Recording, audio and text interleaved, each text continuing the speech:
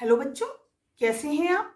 उम्मीद करती हूँ आप सभी स्वस्थ तथा सुरक्षित होंगे। बच्चों, आज हम मुग्धा के पाठ 17 को पढ़ेंगे, जिसका शीर्षक है पोंगल। बच्चों, जैसा कि हम सभी जानते हैं कि भारतवर्ष पर्वों एवं त्योहारों का देश है। होली, दीपावली, दशहरा, रक्षाबंधन जैसे पर्व पूरे देश में मनाए जाते हैं, लेकिन कुछ पर्व या त्योहार ऐसे भी हैं जो क्षेत्र विशेष में मनाए जाते हैं। जैसे बैसाखी का त्योहार पंजाब में विशेष रूप से मनाया जाता है, ओणम केरल में विशेष रूप से मनाया जाता है और पोंगल तमिलनाडु में विशेष रूप से मनाया जाता है। तो बच्चों, आज हम पोंगल के बारे में पढ़ेंगे। तो चलिए हम अपना पाठ पढ़ना प्रारंभ करते हैं। भारत पर्वों एवं त्योहारों का देश है। हमारे देश में होली, दीपावली, ईद, रक्षाबंधन जैसे तमाम पर्व हैं।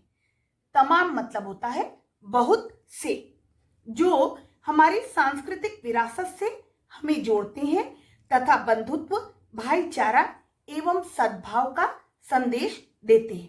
सांस्कृतिक मतलब होता है संस्कृति संबंधी, विरासत उत्तराधिकार में मिलने वाला। पोंगल एक ऐसा पर्व यानी त्योहार है जो दक्षिण भारत में मनाया जाता है। मुख्यतः यह तमिलनाडु में बहुत प्रचलित है। मुख्यतः यानी विशेष रूप से प्रचलित मतलब प्रसिद्ध है। इसकी उत्पत्ति फसल की कटाई के त्योहार के रूप में हुई है। उत्पत्ति मतलब होता है जन्म। पोंगल के विषय में दो कथाएं प्रचलित है यानी प्रसिद्ध है। एक कथा के अनुसार एक बार शिव जी ने नंदी से कहा कि नंदी शिव जी का वाहन है। कहा कि धरती पर जाओ और धरती के लोगों से कहो कि रोजाना तेल की मालिश करके स्नान करें और महीने में एक बार भोजन करें। लेकिन नंदी ने कह दिया कि लोग रोज भोजन करें और माह में एक बार तेल की मालिश करके स्नान करें। नंदी की इस गलती से शिव जी अप्रसन्न हो गए और उन्होंने नंदी को शाप दिया कि तुम हमेशा धरती पर ही रहो। शाप क्या होता है? देवता या किसी महापुरुष के द्वारा क्रोध में कही गई बुरी बात। खेतों में जुताई करने में लोगों के सहायक बनो और धरती पर खाने के लिए अधिक से अधिक अन्न पैदा करो। अन्न मतलब होता है अनाज। ये तो हो गई पहली कथा। चलिए अब हम दूसरी कथा के बारे में जानते हैं। इसी प्रकार एक अन्य कथा है। अन्य मतलब दूसरी, अन्न मतलब अनाज और अन्य मतलब दूसरी, जो भगवान श्री कृष्ण और इंद्र के संदर्भ में, संदर्भ यानी बारे में। परंपराओं के अनुसार फसल काटने के समय यह त्योहार लगातार 4 दिन तक मनाया जाता है। पहला दिन भोगी पोंगल, दूसरा दिन सूर्या पोंगल, तीसरा दिन मत्तू पोंगल तथा चौथा दिन कनुम पोंगल के रूप में मनाया जाता है। पोंगल 14 जनवरी से प्रारंभ होकर 17 जनवरी तक बड़े हर्षोल्लास के साथ मनाया जाता है। प्रारंभ यानी शुरू होकर, हर्षोल्लास, हर्ष और उल्लास के साथ। प्रथम दिन भोगी पोंगल देवराज इंद्र को प्रसन्न करने के लिए होता है। देवराज इंद्र यानी देवताओं के राजा। क्योंकि इंद्रदेव के प्रसन्न होने पर ही सही वर्षा होती है, यानी फसल के लिए उचित वर्षा होती है और वर्षा से ही फसलों का अच्छा उत्पादन होता है तथा धरती हरी भरी होती है।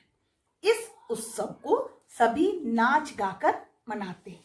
उत्सव यानी त्योहार को सभी नाच गाकर मनाते हैं। दूसरे दिन सूर्या पोंगल मनाया जाता है। इस दिन सभी लोग मिट्टी की हंडिया में, हंडिया यानी बर्तन में, दूध चावल मिलाकर पकाते हैं। बाद में सूर्य भगवान को इसका भोग लगाया जाता है। इस दिन सभी लोग परंपरागत परिधान पहनते हैं। परंपरागत यानी बहुत समय से चला आ रहा, परिधान मतलब वस्त्र। स्नान करके सबसे पहले घर के बाहर सफेद रंग से रंगोली सजाते हैं, यानी रंगोली में अन्य किसी रंग का इस्तेमाल नहीं करते हैं। तीसरे दिन मत्तू पोंगल मनाया जाता है। इस दिन गायों को खूब सजाया और संवारा जाता है। इनके प्रति लोग अपनी आस्था व्यक्त करते, आस्था मतलब विश्वास व्यक्त करना यानी प्रकट करते हैं, क्योंकि इन्हीं की मदद से कृषि कार्य यानी खेती का काम संपन्न होता है। संपन्न मतलब पूरा होता है, यानी गायों की मदद से ही खेती का काम पूरा हो पाता है। अंतिम दिन सभी लोग रंग बिरंगे और नए नए कपड़े पहनकर घूमने के लिए बाहर जाते हैं। इस त्योहार में सभी के घरों में मिठाइयां बनती हैं और अच्छे अच्छे पकवान बनते हैं। लोग एक दूसरे के घर जाकर बधाइयां देते हैं। इस प्रकार पोंगल का यह त्योहार पूरे हर्षोल्लास के साथ 4 दिन तक मनाया जाता है। तो उम्मीद करती हूं बच्चों आपको पाठ अच्छी तरह समझ में आ गया होगा। तो बच्चों चलिए अब हम प्रश्नोत्तरों की तरफ ध्यान देते हैं। पहले हम मौखिक प्रश्नोत्तर देखेंगे। सूर्य पोंगल के दिन किस देवता की पूजा की जाती है? सूर्य पोंगल के दिन सूर्य देवता की पूजा की जाती है। नेक्स्ट क्वेश्चन, भोगी पोंगल में किस देवता को प्रसन्न किया जाता है? भोगी पोंगल में देवराज इंद्र को प्रसन्न किया जाता है। क्यों किया जाता है? क्योंकि इन्हीं की मदद से वर्षा होती है। नेक्स्ट क्वेश्चन देखिए, नंदी ने क्या गलती की थी? नंदी ने यह गलती की थी कि शिव जी ने धरती पर जाकर यह कहने को कहा था कि लोगों से कहो कि रोजाना तेल की मालिश करके स्नान करें और माह में एक बार भोजन करें।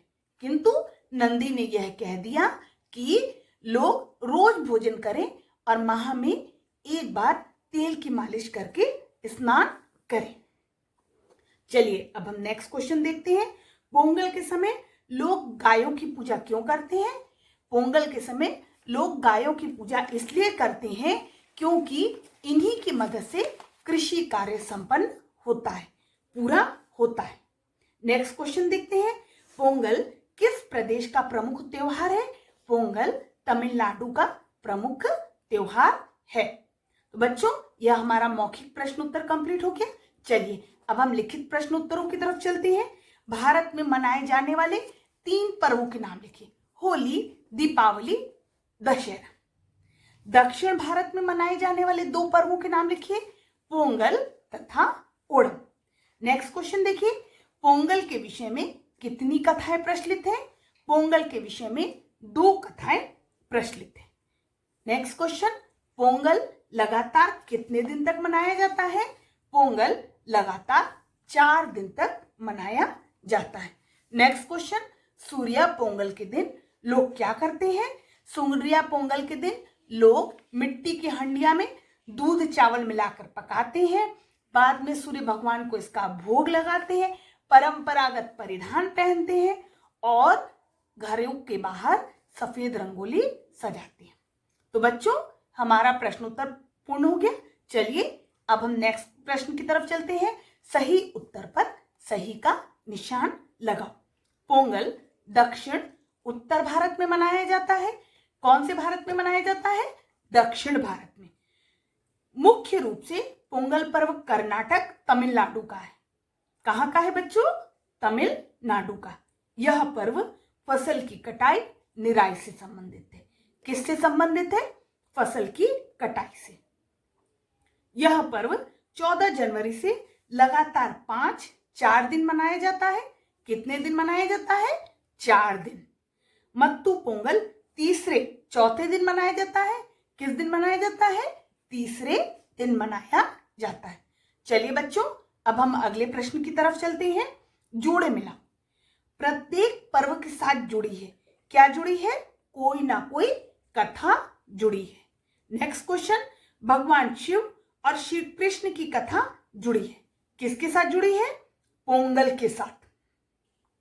नेक्स्ट क्वेश्चन, हमें प्रत्येक पर्व मनाना चाहिए। कैसे मनाना चाहिए? मिलजुल कर मनाना चाहिए। त्योहार के समय हमें रहना चाहिए। कैसे रहना चाहिए? आपसी प्रेम के साथ रहना चाहिए। नेक्स्ट क्वेश्चन, 14 से 17 जनवरी तक मनाया जाता है।